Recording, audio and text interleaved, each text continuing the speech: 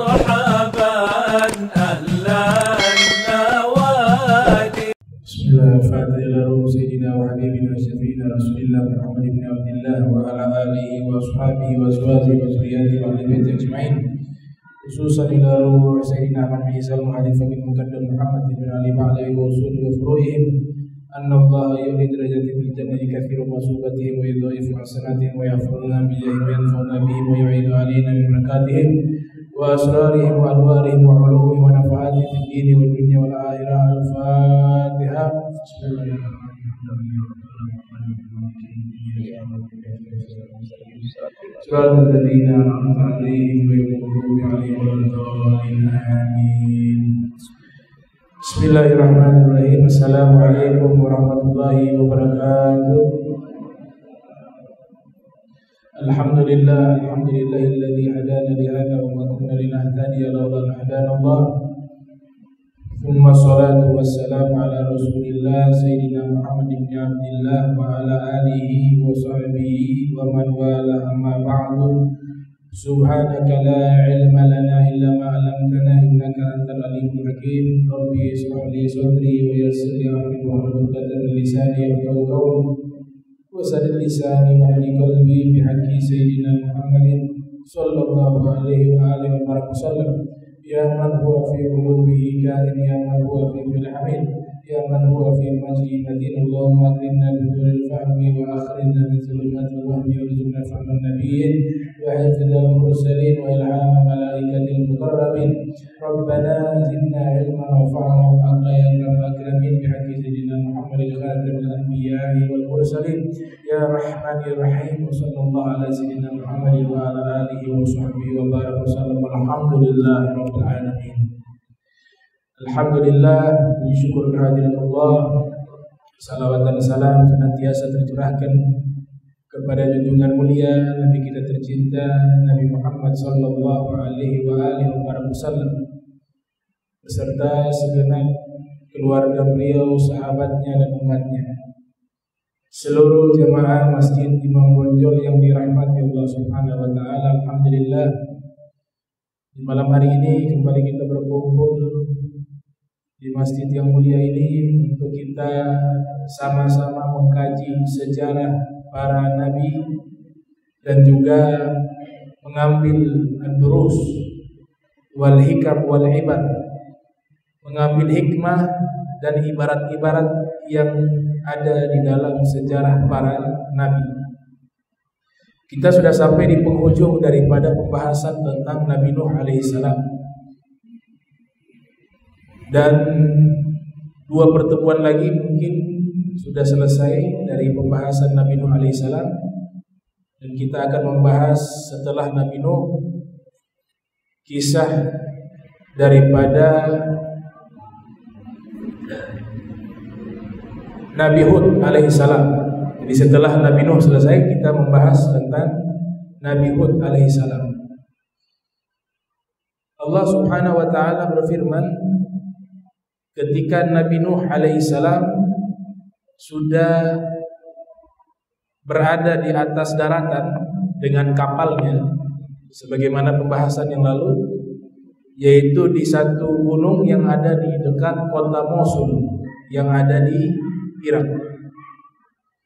Allah Subhanahu wa taala berfirman, "Qila ya Nuh ihbit bisalam minna wa barakat 'alaika wa 'ala umami mimman ma'ak wa umam sanumatti'uhum thumma yamassuhum minna 'adzabun alim." Ketika 6 bulan perjalanan kapal Nabi Nuh alaihissalam, maka mendapati daratan yang disebutkan di dalam Al-Quran dengan Judi, satu gunung besar atau satu bukit yang besar yang ada di sekitar kota Mosul yang ada di Irak.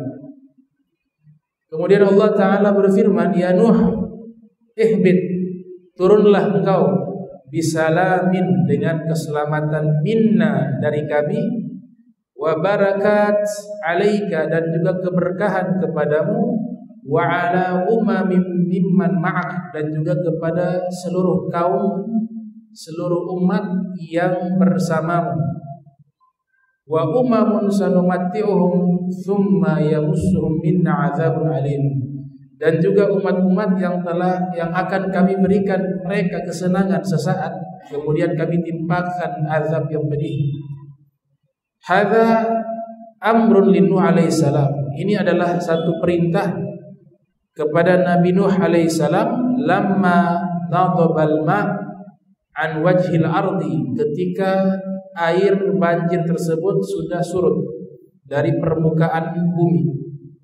Wa amkana sa'ya fiha, dan memungkinkan Nabi Nuh bisa berjalan di atas daratan. Wal istiqrar 'alaiha, dan juga memungkinkan Nabi Nuh bisa menetap di atas bumi tersebut. Ay hamidha minas safinati allati kanat qad istaqarrat ba'da sayrahal 'azim ala dhahri jabal Judi. Maka Nabi Nuh pun turun dari kapalnya, yang dimana sudah menetap kapalnya dari perjalanan panjang, dan berlabuh kapal tersebut di atas permukaan gunung Judi.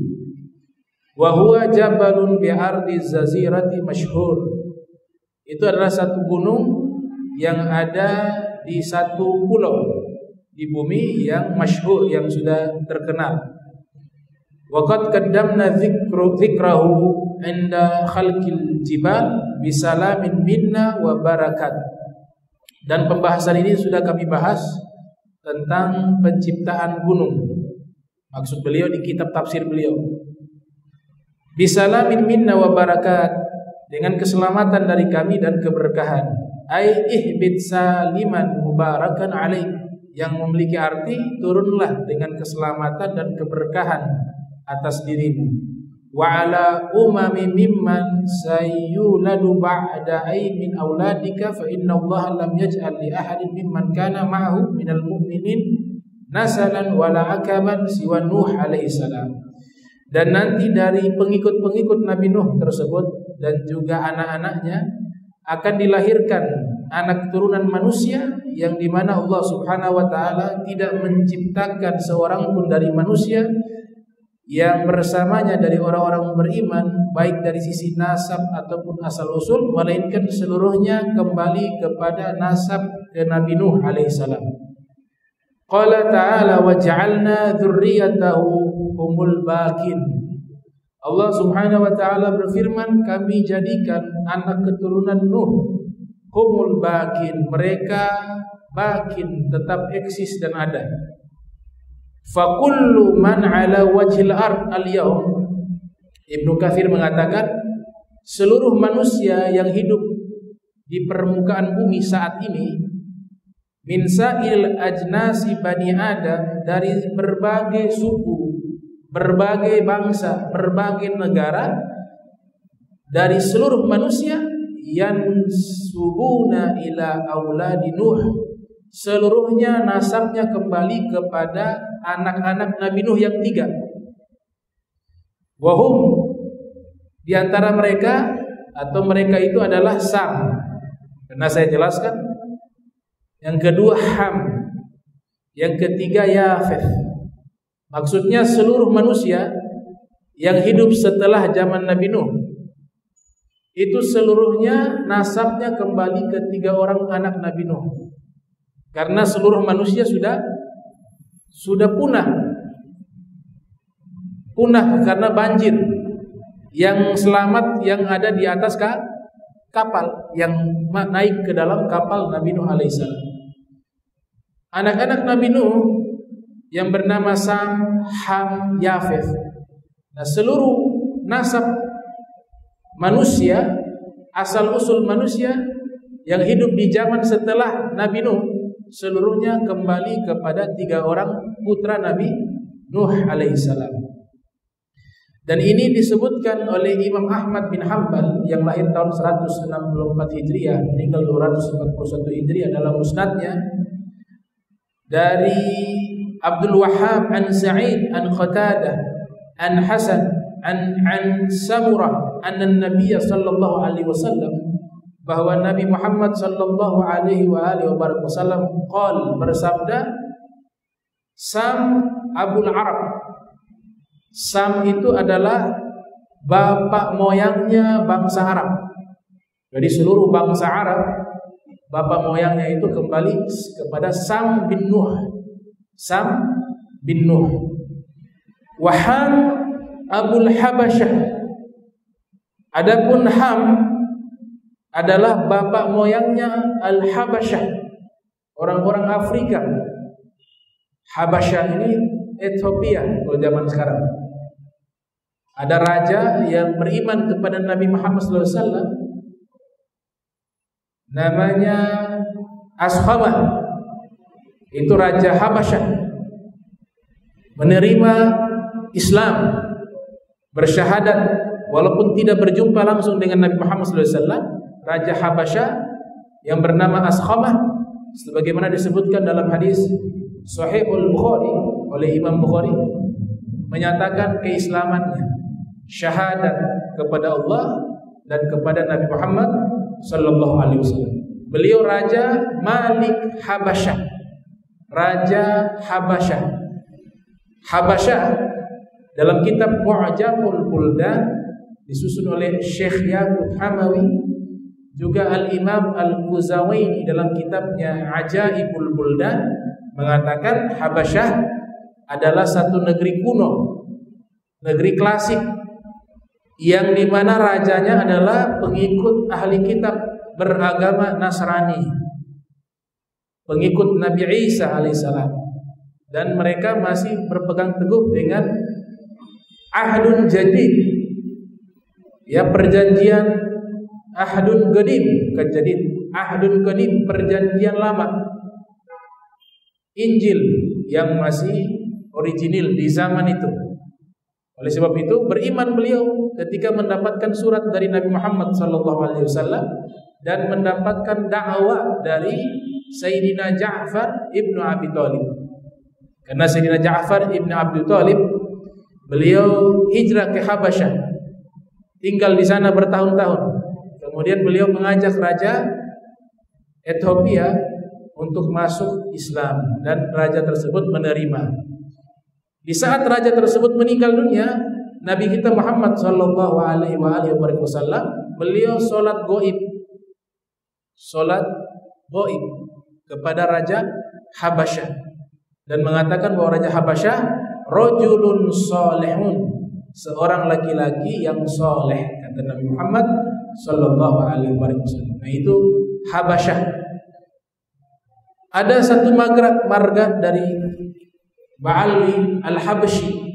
Nah, itu diambil dari kata Habasyah juga, Al-Habsyi, karena leluhur mereka dakwah di Ethiopia dan banyak mengislamkan orang-orang Ethiopia, sehingga diberikan marganya Al-Habsyi atau Al-Hibsyi. Bisa dibaca Al-Habsyi, bisa dibaca Al-Hibsyi.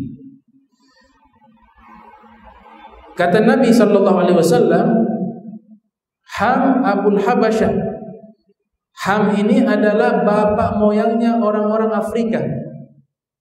Orang-orang Afrika. Sama seperti satu orang sahabat ada dalam kitab Siyaru A'lamin Nubala, Sayyidina Luqman, ada Sayyidina Bilal. Ini Afrika. Sayyidina Luqman yang menjadi satu surat dalam Al-Quran, surat Luqman, itu adalah nama orang, dan beliau kana mina Sudan. Kana mina Sudan. Beliau berasal daripada As-Sudan, satu tempat di Afrika. Sekarang negara Sudan. Itu asalnya Sayyidina Luqman, sebagaimana yang dijelaskan oleh Sayyid Ibn Musayyib di dalam kitabnya Al-Imam Muhammad bin Ahmad Az-Zahabi yang lahir 673 Hijriah, meninggal tahun 748 Hijriah, dalam kitabnya Siyaru A'lamin Nubala. Kemudian Nabi sallallahu alaihi wasallam bersabda, "Wa Yafith Abu Rum." Adapun anak Nabi Nuh yang bernama Yafeth, beliau adalah bapak moyangnya bangsa Romawi. Bangsa Romawi. Sekarang kita kenal orang-orang Eropa. Orang Eropa itu bapak buyutnya adalah Yafeth. Yang ada di Amerika, yang ada di Australia sama itu. Namanya kaum Smith. Karena mereka membuat invasi ke Amerika. Bukan penduduk asli Amerika, mereka dari Inggris. Pergi ke Amerika, jajah Amerika. Penduduk asli banyak yang dibunuh. Suku India. Kemudian dari Inggris juga mereka pergi ke Australia. Jajah juga Australia. Penduduk aslinya banyak yang dibantai. Ya, banyak yang dibantai. Kemudian mereka tinggal di sana. Terjadi ekspansi besar-besaran, dibuatlah negara. Tapi asal usulnya kaum Rum. Dalam bahasa yang lain namanya kaum Smith. Nah, itu bapak moyang mereka adalah Yafeth, anak dari Nabi Allah Nuh alaihissalam.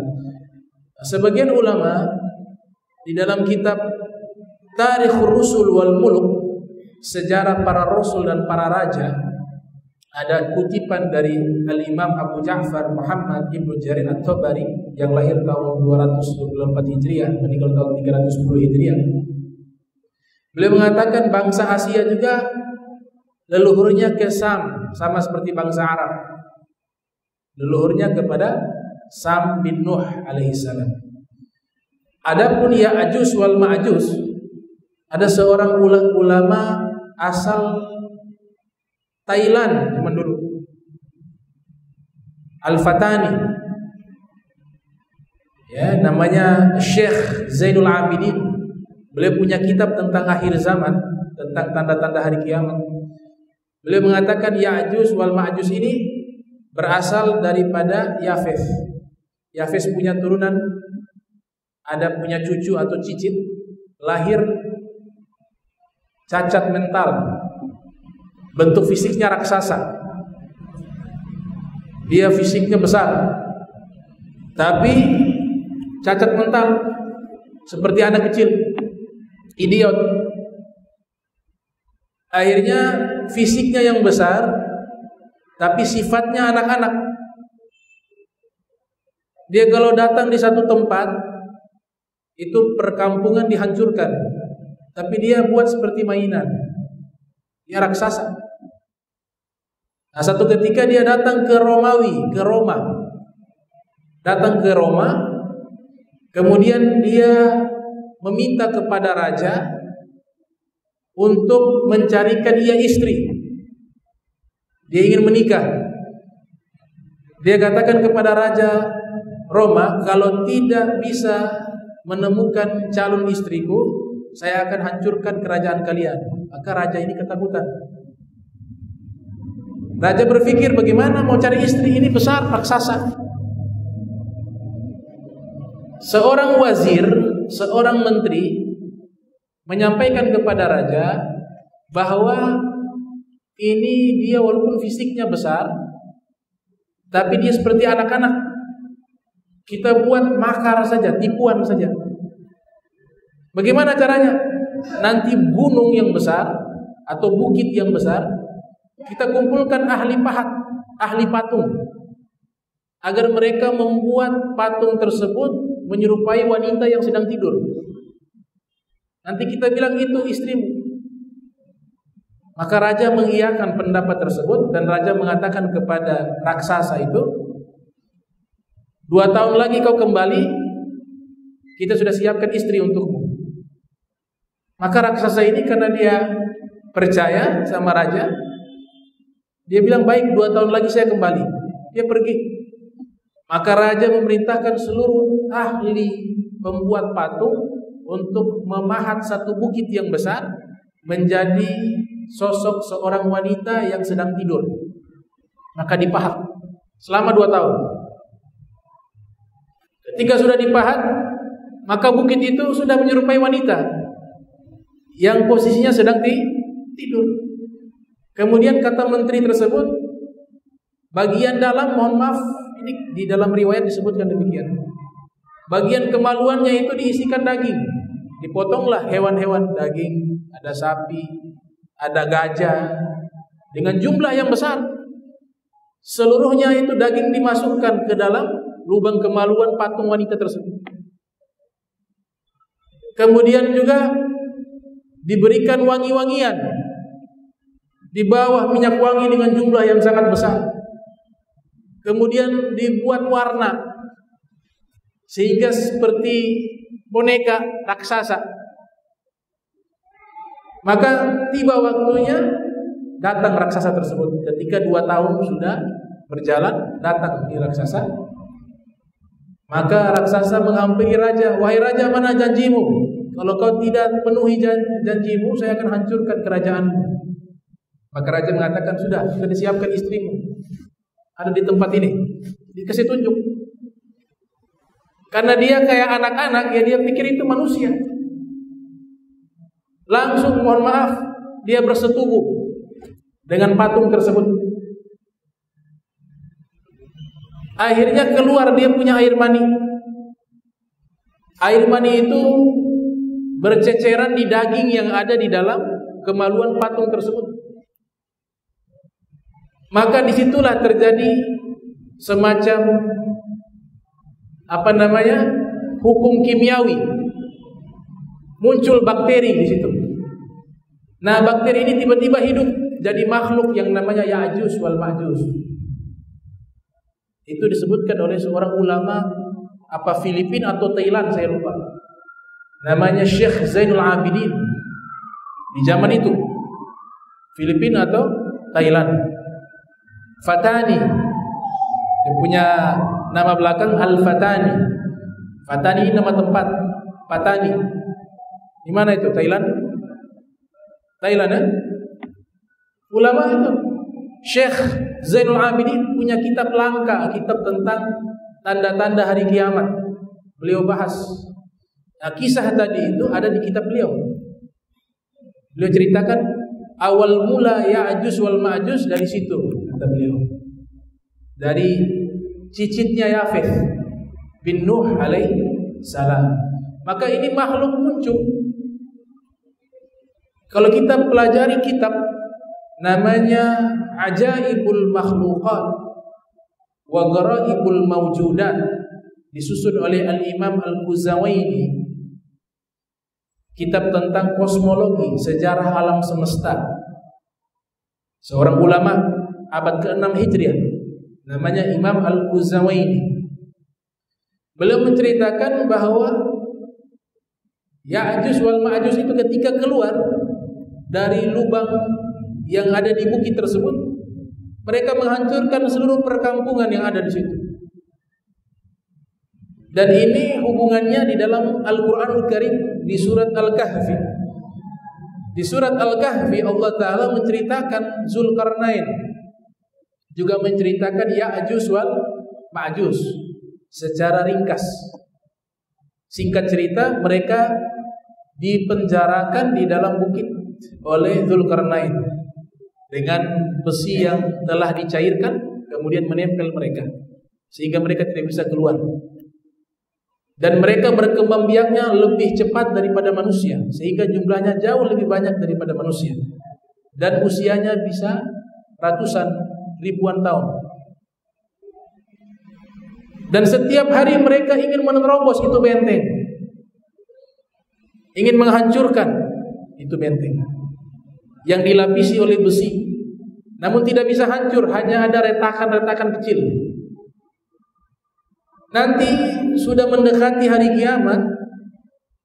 Jadi Ya'juj Ma'juj ini kalau kita urut rentetan munculnya Ya'juj Ma'juj, itu setelah Imam Mahdi, Dajjal dan Nabi Isa.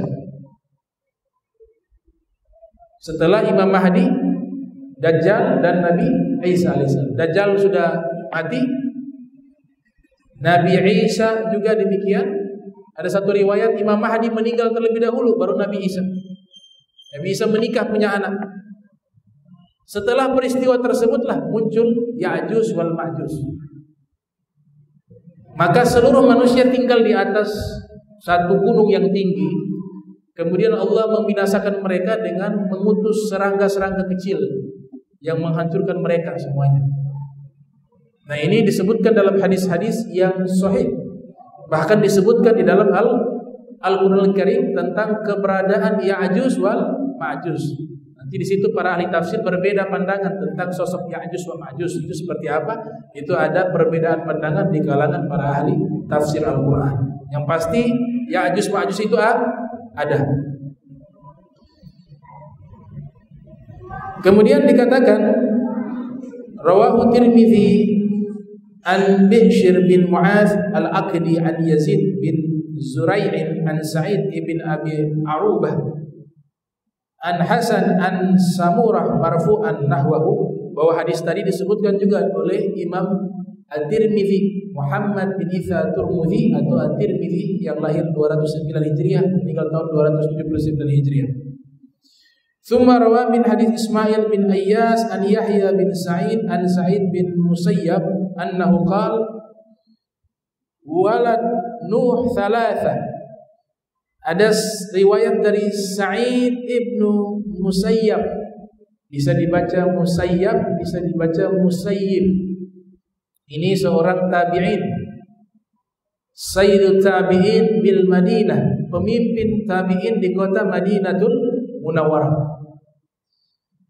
Beliau meriwayatkan bahwa walad Nuh thalatha, anak Nabi Nuh 3. Yang pertama Sam, namanya Sam. Jadi Sam ini pernah hidup di zaman Nabi Isa. Jadi sudah meninggal di kuburan.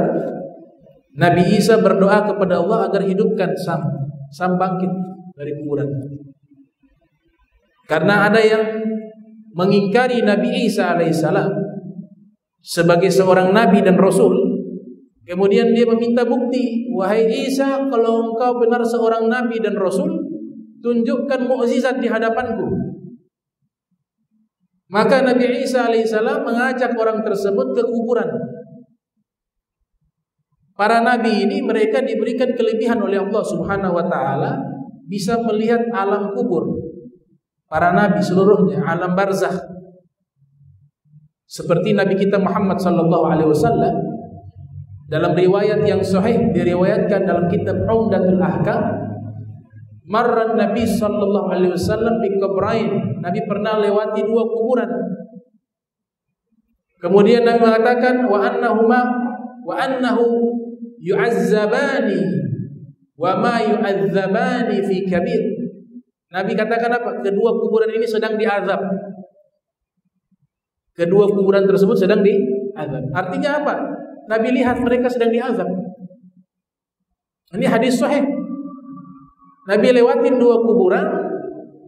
Di saat lewatin 2 kuburan tersebut, Nabi katakan bahwa 2 kuburan tersebut penghuninya sedang diazab. Artinya apa? Nabi Muhammad SAW melihat.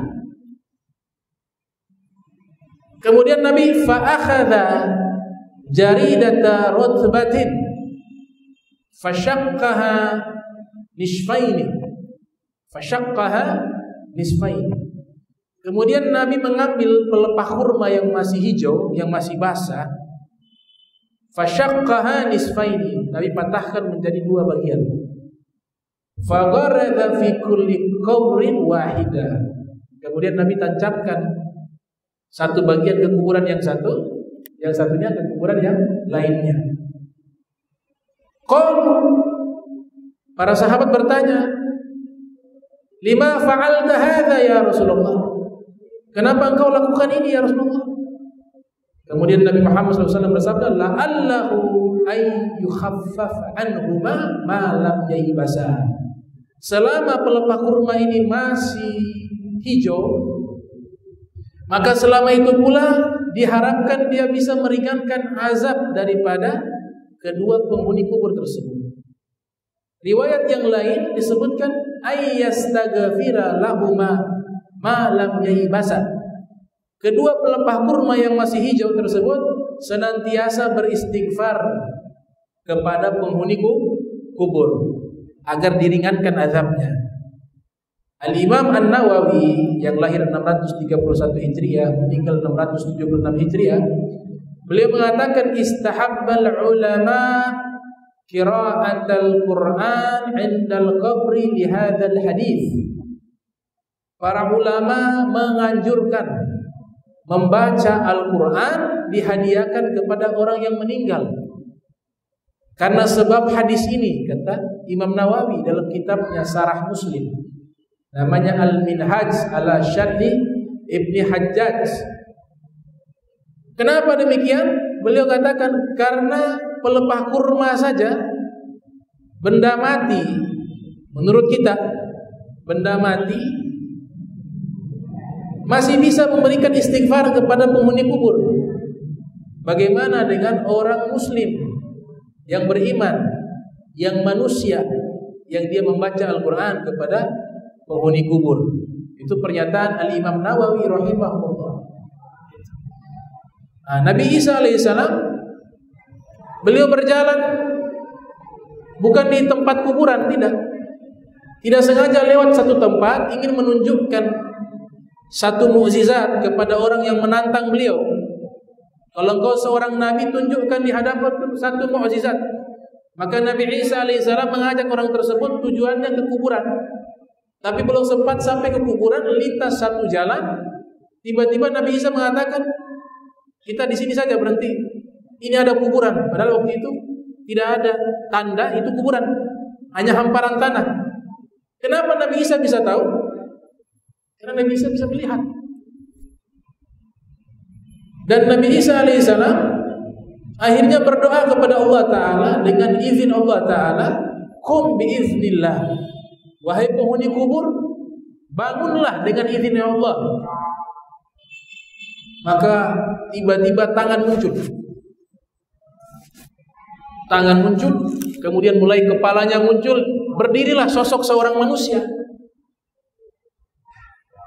Dan orang ini ketika dia bangkit dari kuburan, wajahnya pucat ketakutan. Dia teriak. Kenapa? Dia berpikir sudah tiba hari kebangkitan. Akhirnya Nabi Isa bertanya, Man anta? Engkau siapa? Dia menjawab, saya adalah Sam bin Nuh. Saya adalah Sam, putranya Nabi Nuh. Kemudian Nabi Isa bertanya, hal araftani? Wahai Sam, engkau kenal siapa saya? Maka Sam mengatakan, iya saya kenal. Anta ruhullah, kau adalah ruhnya Allah, yaitu Isa bin Maryam. Isa putranya Maryam. Akhirnya orang tersebut dia menerima agama Islam di tangan Nabi Isa ibnu Maryam. Ini diceritakan di dalam beberapa kitab As-Salafus Shalihin. Kemudian dikatakan oleh Sa'id ibni Musayyib annahu qala walad Nuh thalatha, anak Nabi Nuh 3. Makna 3 ini yang selamat, yang ada di atas kapal. Yang pertama Sam, yang kedua Yafeth, dan yang ketiga Ham. Wa waladu kulli wahidin min hadhil thalathatun. Kemudian masing-masing dari 3 anak tersebut mereka melahirkan 3 orang anak. Jadi Sam melahirkan 3 orang anak lagi, dia menikah punya anak 3. Ham juga punya anak 3. Yafith juga punya anak 3. Fawalada Sam al-Arab wa Faris war Rum. Ini riwayat dari Sayyid ibni Musayyib, agak berbeda dengan hadis tadi. Sayyid ibn Musayyib mengatakan dari anak turunannya Sam muncul bangsa Arab, bangsa Faris Persia, Ar-Rum, dan bangsa Romawi. Beda ya. Yang tadi beda. Ini riwayat Sayyid bin Musayyib. Kemudian wa waladu Yafith, anak turunan Yafith, At-Turk, bangsa Turk, Soqalibah. Wallahu alam, Soqalibah saya belum pernah dengar. Tapi ada satu bangsa yang Soqalibah. Ya'juj wa Ma'juj. Nah, tadi saya sebutkan. Ya'juj wa Ma'juj, anak turunan dari Yafith. Wa waladuha Kiptu wa Sudan wa Barbar. Adapun anak turunan Ham ini adalah Kiptu, orang-orang Kipti, orang-orang Mesir kuno. Sudan, Afrika, Sudan. Barbar juga suku Afrika. Kalau Tartar bangsa Mongol. Kalau Barbar suku asli Afrika. Tartar bangsa Mongol. Barbar suku asli Afrika. Barbar sekitar Maroko dan sekitarnya. Ya. Si Qalabah ini mungkin Asia. Si Qalabah. Ya, nanti pertemuan berikut saya cari ini. Si Qalabah ini. Nah, kemudian dari 3 anak turunan tersebutlah mulai mereka tersebar di bumi. Punya anak-anak pergi ke, ada yang ke Persia, ada yang ke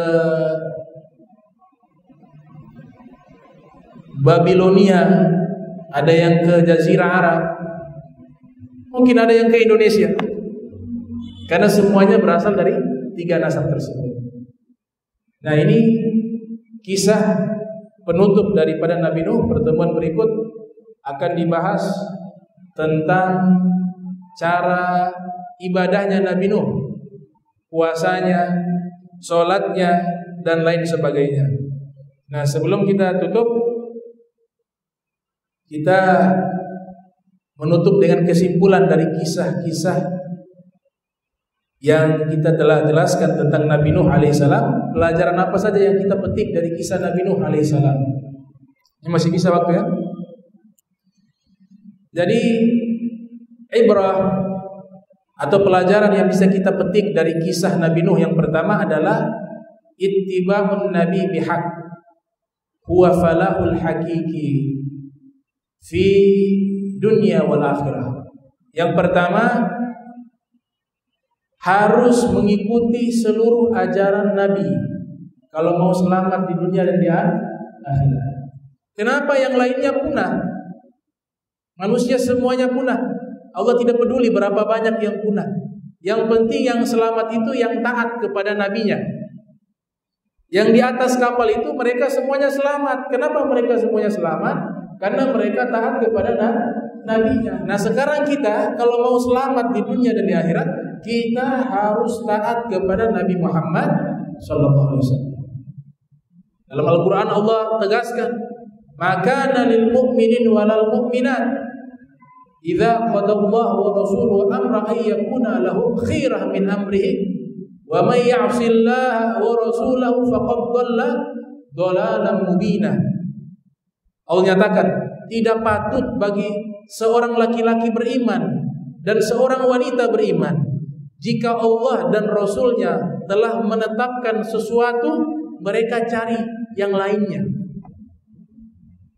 Allah tegaskan, Allah dan Rasul sudah tetapkan sesuatu, kita cari yang lain.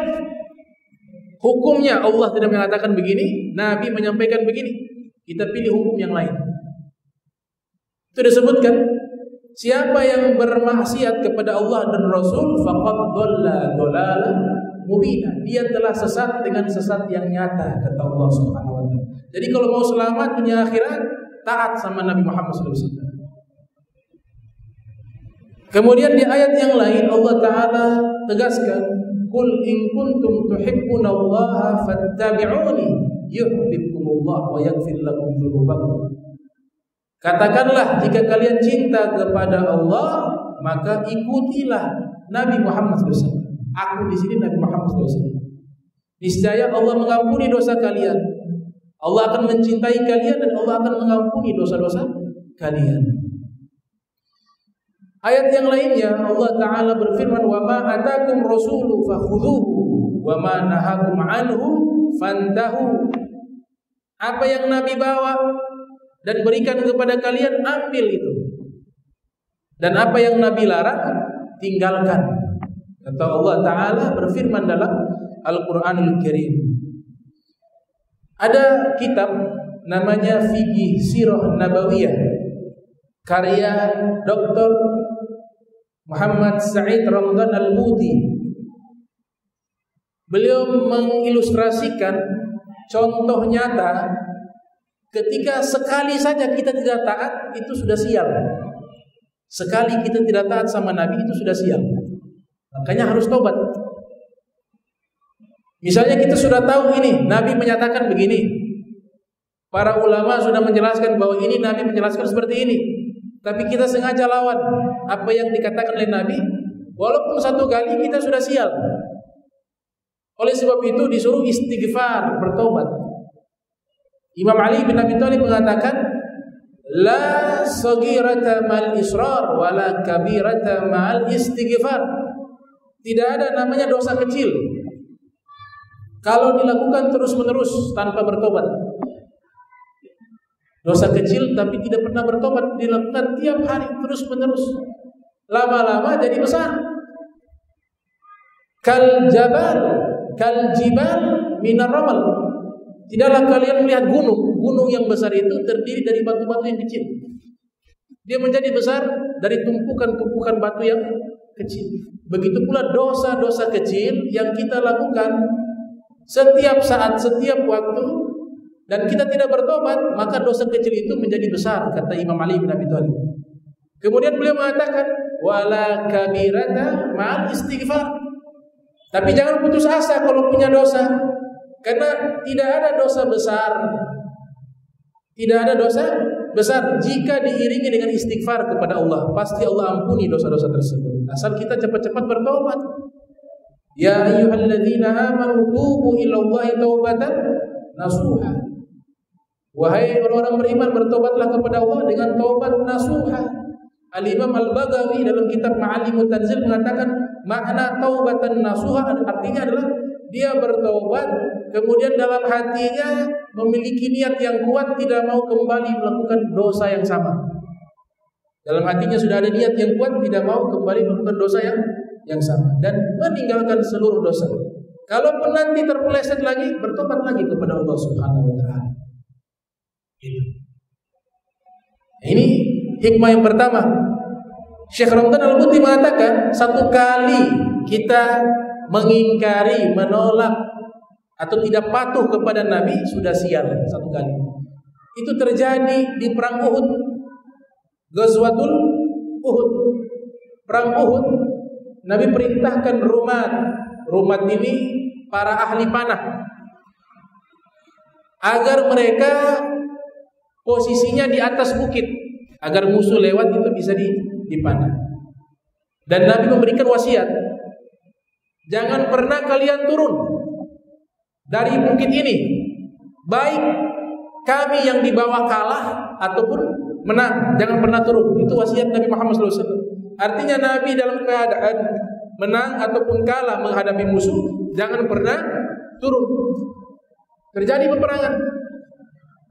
Singkat daripada kisah, kaum muslimin unggul dalam peperangan tersebut. Maka orang-orang musyrik mereka semuanya melarikan diri. Yang di atas bukit, Nabi sudah pesan jangan pernah turun dalam keadaan kami menang ataupun kalah. Mereka melihat, oh ini kaum muslimin sudah menang. Sekarang mereka sedang mengambil ghanimah. Ghanimah itu harta rampasan perang. Banyak yang turun. Hanya beberapa orang yang tidak mau. Mereka mengatakan jangan pernah turun. Nabi katakan kita tetap di atas bukit, walaupun kita menang ataupun kalah. Sebagian dari mereka tetap turun. Apa yang terjadi? Akhirnya musuh kembali menyerang dari belakang, dipimpin oleh Sayyidina Khalid bin Walid ketika belum masuk ke dalam agama Islam. Ada dua pendapat para ulama ahli sejarah. Pendapat pertama, perang Uhud kaum muslimin kalah. Pendapat pertama. Pendapat kedua, imbang. Namun hikmah daripada peristiwa tersebut, kenapa bisa kalah atau kenapa bisa imbang? Sebabnya satu, karena tidak taat kepada perintah Nabi Muhammad SAW. Lihat, satu kali tidak taat, bala. Ya, maka ini ketaatan kita harus jaga.